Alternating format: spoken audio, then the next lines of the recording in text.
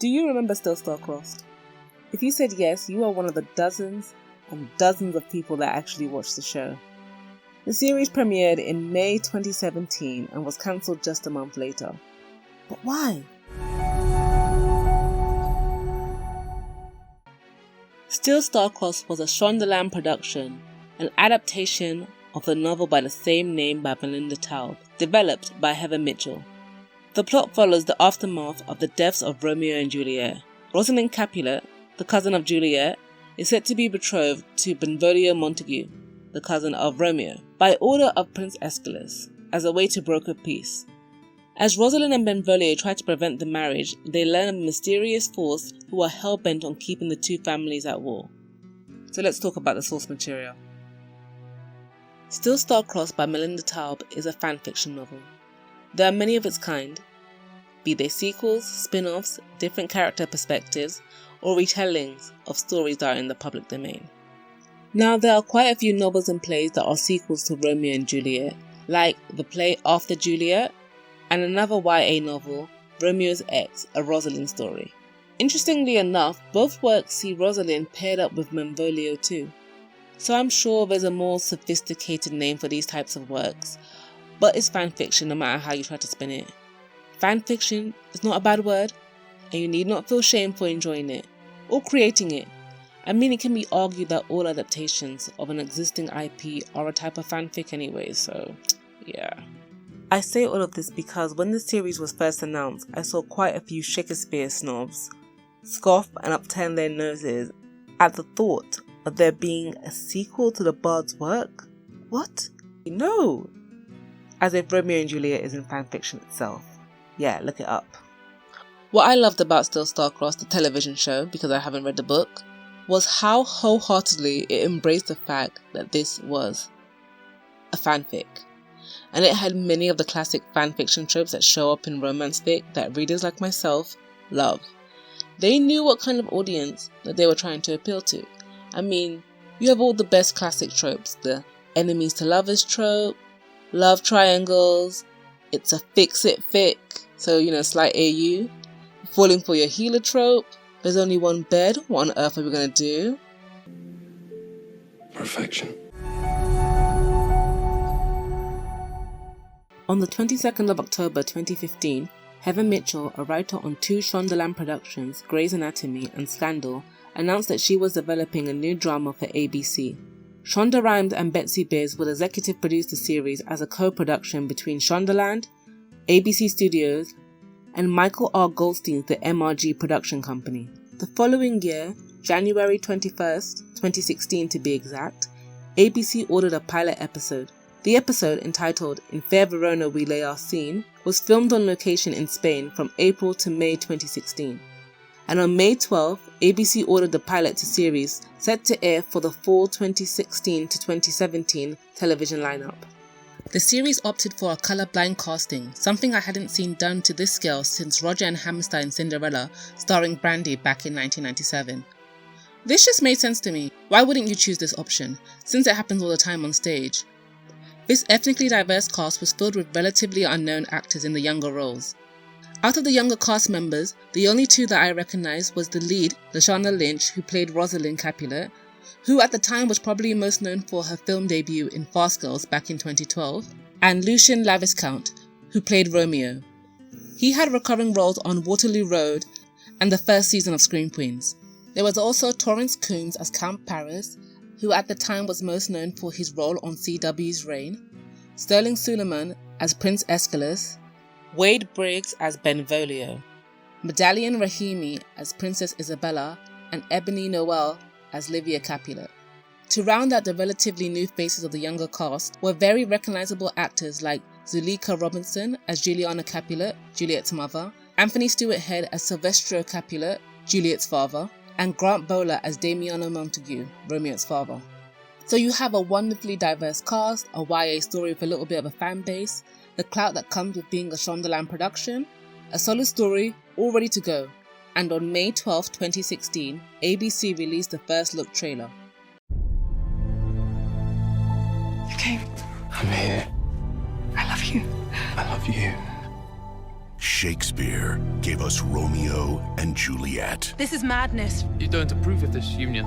I do not. Nor do I. And the legendary tale of forbidden love. O Lord, have pity on the souls of Romeo Montague and Juliet Capulet. But where this tragedy ends, an even greater story begins. Yeah, we didn't get the show until May 29th, 2017. A whole entire year later after the first look trailer. So let's talk about the show now. The first act of the pilot episode wraps up the last act of the play. 22 minutes in and Romeo and Juliet are dead.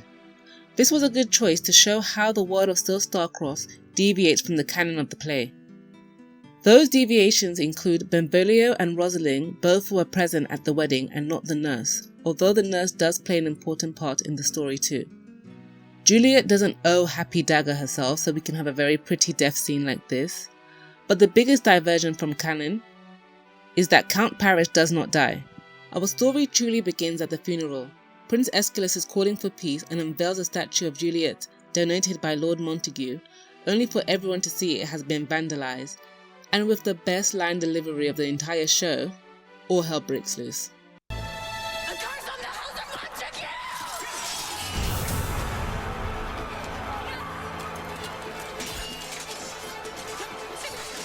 The central conflict of the show is the Capulet and Montague feud, because old rivalries die hard.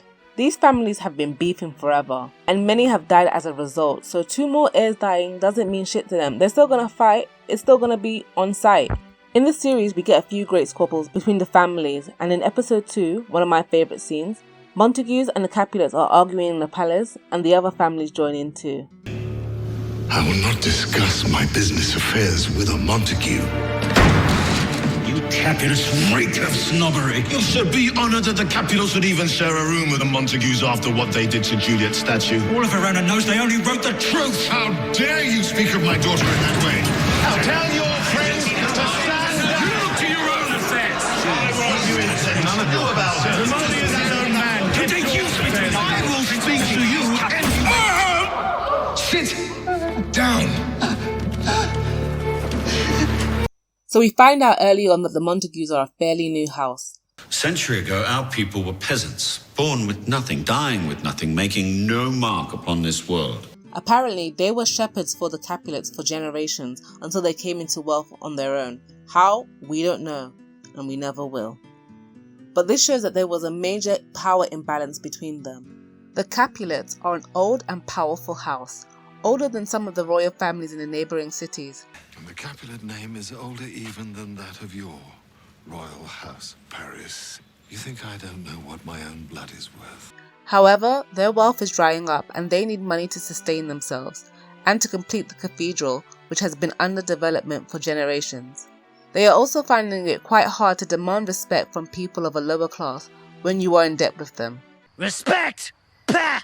What good is respect without the moolah to back it up? And you just know it must really piss off Lord Capulet that former servants are considered equals and are richer than them. But with all the differences, the families are very similar. Both of the patriarchs, Silvestro Capulet and Damiana Montague, are shown to be quite opportunistic. Once hearing of the death of Prince Cosimo, they seek to improve the status of their houses by taking advantage of the young and inexperienced Prince Aeschylus. They both crave what the other has. Silvestro has the prestige and power of an old name but needs the money to continue the Capulet legacy, while Damiano has the money but yearns for the power and the prestige. And both of them understand the important politics of a marriage as a means to get what they want. Now, quick question to those who haven't watched the show before. Are you having trouble understanding who is related to who because of race? Because I saw some reviews where people were actually having trouble. Like, it's not that hard. Honestly, I had less trouble telling apart the factions on this show compared to Game of Thrones, where half of the people look alike. Now, if you were having trouble, just take a look at the clothing, because everyone is color-coded. The Capulets are represented by the color blue, and their heraldry is a griffin. Griffins are mythical beings from ancient times, strong and grandiose, reflecting the Capulets' long legacy in Verona and beyond the city's borders. The Montagues' house colour is red. Their heraldry is a bear. Bears are strong and practical beasts and a real threat in the real world. I suppose there is some significance that the Capulet's heraldry is a mystic creature and the Montagues chose an animal that exists in the real world. The royal family of Verona usually don purple, gold and white. Purple is a colour usually associated with royalty, but it is also worth noting that red and blue combine to make purple, and illustrates the ties the royal family have to both houses and why the crown cannot choose a side. The Capulet sisters, Rosalind and Livia, have a bit of a Cinderella story going on that's more ever after and less Disney or Grimm's fairy tale. Their father was murdered by Montagues and their mother died soon after, broken-hearted. They are taken in by their uncle, and then they are stripped of rank and turned into servants at the request of Lady Capulet. Rosalind is the rebellious, outspoken maiden in a costume drama that I have been waiting for. She's smart, resourceful, and determined. She isn't afraid to speak out and clash with those who disrespect the little autonomy that she has. But even with all that, she's still very broken by the hardships that she had to endure and still shows vulnerability. After the death of her parents and the sudden departure of Prince Aeschylus, who she probably dreamed about marrying and having the fairy tale wedding, she felt abandoned and jaded by love, so she put away those childish things and became more of a realist. Joining a nunnery is the only option she sees as gaining some sort of control over her life. It's not about praying or God, it's about living a life that's your own, instead of some Montagues. Livia, the younger sister, is much more wistful, naive, and still a romantic at heart. She looks forward to being in love and getting married, and fits more into the Cinderella archetype than Rosalind does. She, like most women in her station, sees marriage as a way of freedom and a comfortable life. I need a rich husband, and I'm never gonna find him stuck in here. Lady Juliana Capulet really fits into the evil stepmother role. She is resentful and conniving and often clashes with Rosalind the most, but she is also in deep mourning over the loss of Juliet, and is pointing the finger at anyone who she thinks is responsible. She's also the only character that is more focused on vengeance, which really surprised me. If you think I can't make you suffer 1,000 times more than you already have, you've less imagination than I thought. Mark my words, sweet Rosalind. The worst is yet to come. Go now. Prince Aeschylus is in love with Rosalind Capulet, but because of the feud between the families, he cannot be with her. To ensure this, Aeschylus is sent to Venice by his father to learn how to rule there and to keep him away from Rosalind. Aeschylus is caught between following his heart and doing the right thing for Verona. His arc is about whether or not he can embody the crown's words, strength and sacrifice. Can he sacrifice his love for Rosalind and do right by the city, where it seems everyone is doing things for their own self-interest and happiness? As for strength, he is doing things that may look powerful to others, but he may not agree with, such as upholding his father's death sentence law. I do think stabbing that man's hand was a good choice though. Those nobles were right there in the palace arguing. You think they did that when his father was in charge? No, they didn't. Amor vincit omnia. Love conquers all. Unlike her brother, Isabella never left Verona and knows it well. It is implied that she wasn't taught to rule directly, but watched her father very closely and repeats her father's lessons and words the most. She is ambitious and knows the politics of Verona very well. She is the most powerful woman in Verona but cannot assert her power, especially when it goes against her brother's demands, and must play a role to appear as a united front, even when Aeschylus dismisses and excludes her from political meetings. In episode 5, Isabella gets a chance to showcase all her skills, and that episode is really a must-watch if you love palace intrigue. I have no need of men and their sons. Benvolio is very sad and very mad. He's in mourning. He wants to live his own life. Honestly, I didn't find him to be all that interesting during the series until about the last few episodes. I'm sure more people like him, but honestly, I didn't really care for him that much until the last episodes. But his banter with Rosalind can be quite fun to watch. I've never been responsible for anyone before. Who knew it would be so deadly?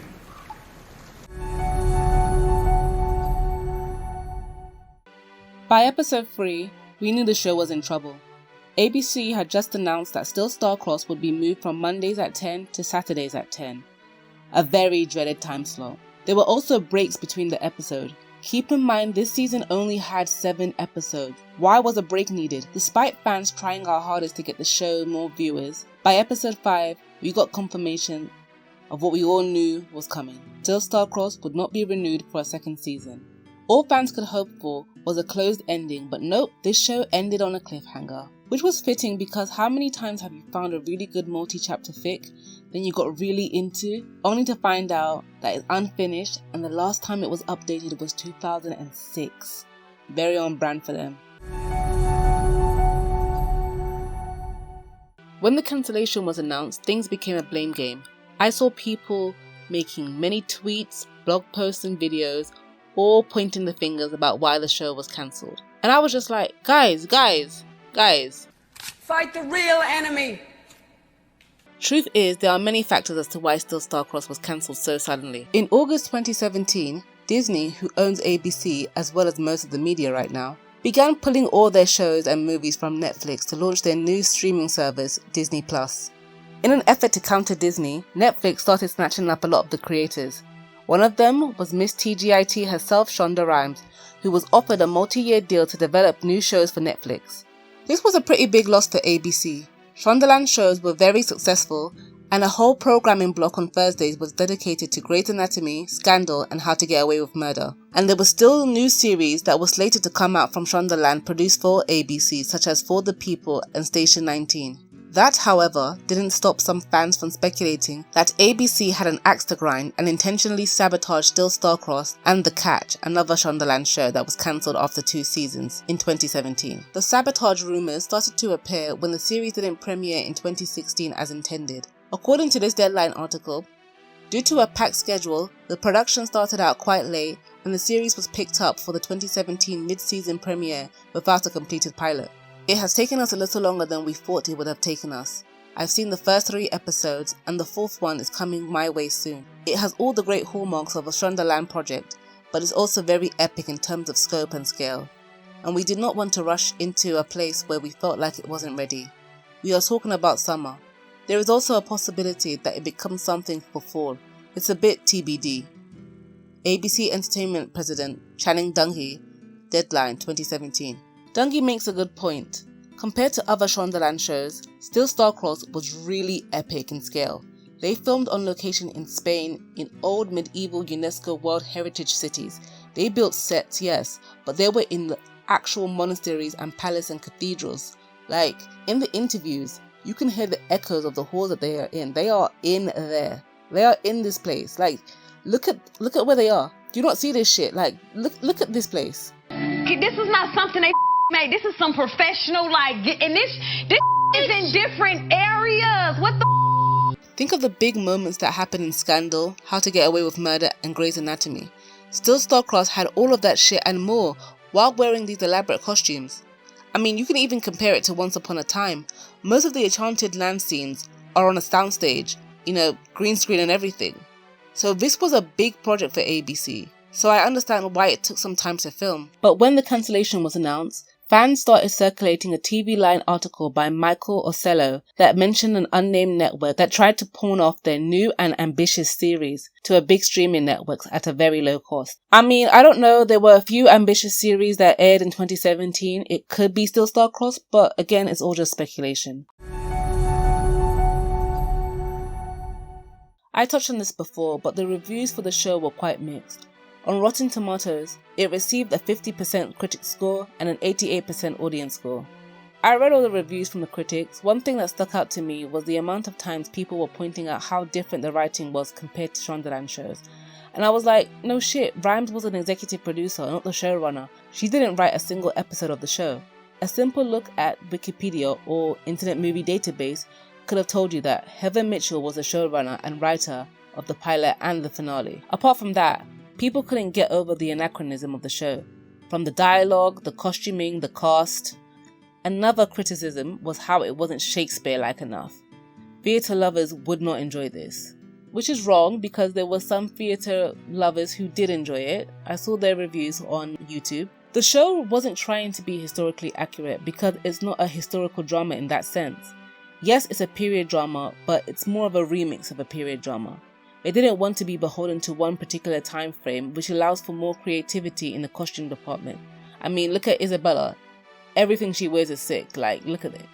As for the positive reviews, they knew who the show was for. It's for people who love romance novels of this kind. It's a young adult, it's a fanfic.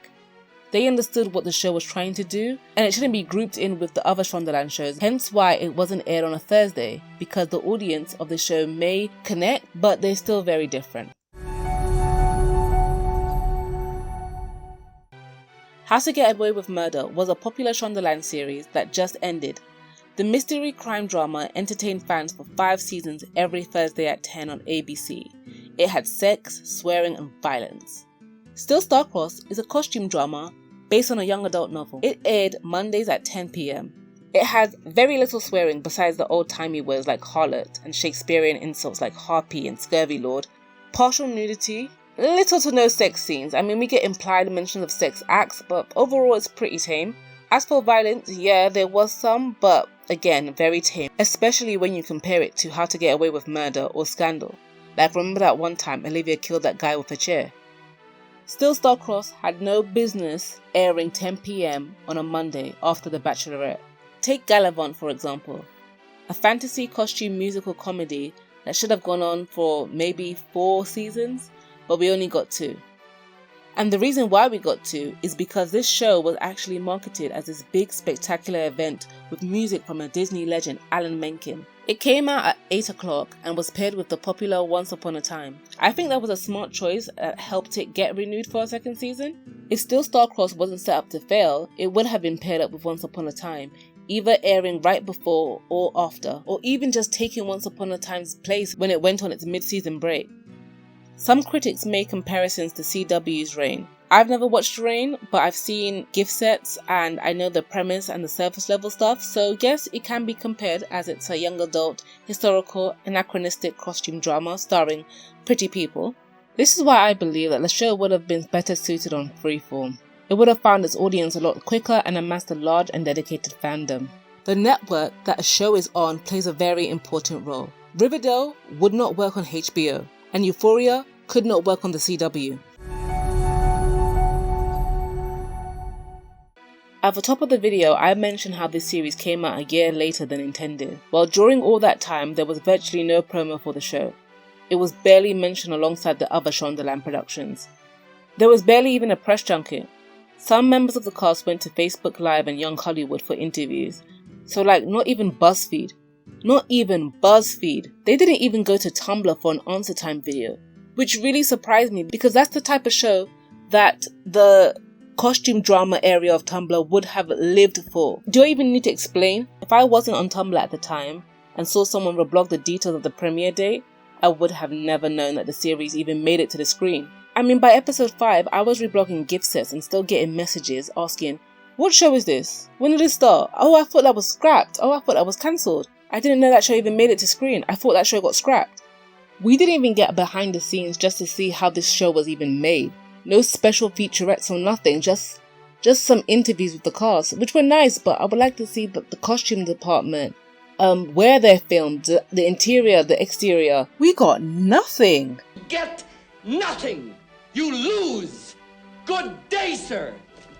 I just don't understand why put so much time and so much effort into something if we're not going to promote it. Still Starcrossed was a wild, fun and indulgent show that never got a chance to make the splash that I'm sure it could have made. Was it mediocre? Yeah, it was, but so what? So what? I still miss it, and I will continue to read Rosabella fanfic, #Rosabella for life. If you are a fan of the show and are hungry for something similar, then I recommend the Sleepless comics written by Sarah Vaughn with art by Layla DeLuca. It has a beautiful black princess, is full of magic, romance and palace intrigue, and the artwork is just stunning. And if you never watched the show before, then give it a try. There are only 7 episodes, even if it's not the type of show that you would normally watch, because TV that looks like this comes along once every purple moon. Thanks for watching, keep on keeping on, be well, and maybe I'll make another video sooner rather than later, but I make no promises. Bye!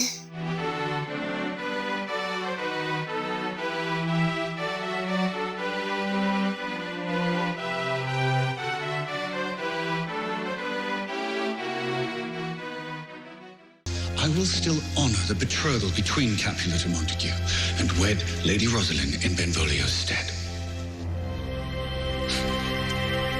But you're so old.